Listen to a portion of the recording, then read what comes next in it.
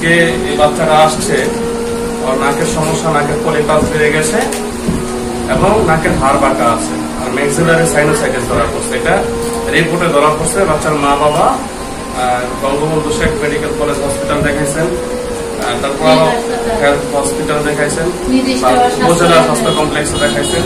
তো বাচ্চা ছোট দেখে, বাচ্চার বয়স অল্প দেখে এখন অপারেশন করাতে পারছেন না। আর এই বয়স অপারেশন ভয়ও না, একটু রিস্ক হয়ে যায়।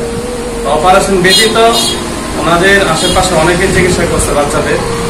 তো ওনাদের থেকে শুনে আজকে বাচ্চার চিকিৎসার জন্য আমার এখানে নিয়ে আসছেন।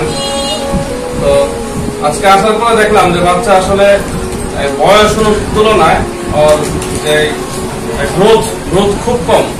আর নাকের মাঝখানে যে নেজাল সার্কালটা আছে এটা একটু পরে আপনারা দেখতে পারবেন, ছোট একটা ভিডিও আমি করছি। নাকের ভিতরে হাড় একটু পেকে গেছে।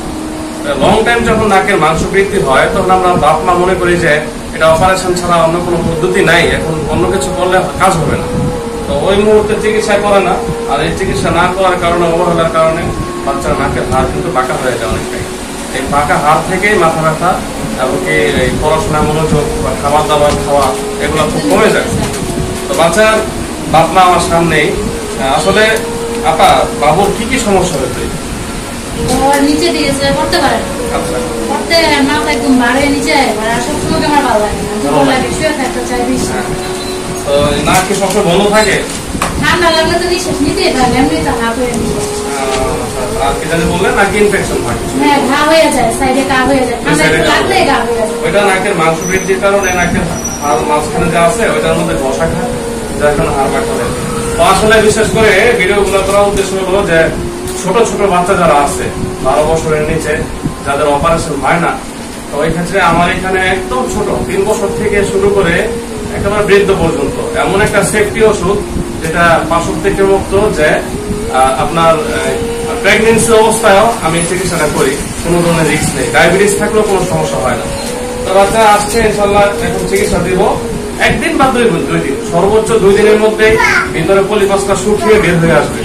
তারপরে থেকে বাচ্চা আল্লাহর মধ্যে নিঃশ্বাস নিতে পারবে ঠিক মতো, ঠান্ডা সর্দিও লাগবে না, মাথা ব্যথা করবে না।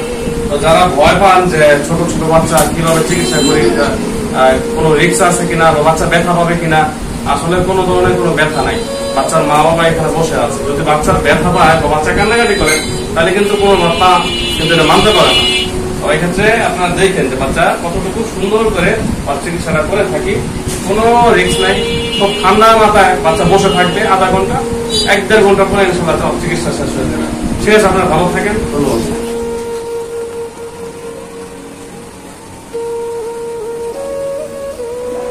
বেশি কষ্ট হয় না? ব্যথা করে বেশি? একটু হালকা তো ধরবে,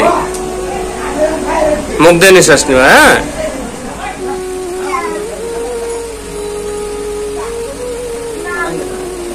মানে এটা ড্যামেজ হয়ে গেছে, রক্ত চলাচল বন্ধ করে দিয়েছে, বুঝছেন? ওষুধের মাধ্যমে রক্ত চলাচল গোড়া থেকে বন্ধ করে দিয়েছে, অতিরিক্ত যে মাংসটা আছে। তারপর এটা 2-3 দিনের মধ্যে শুকায়।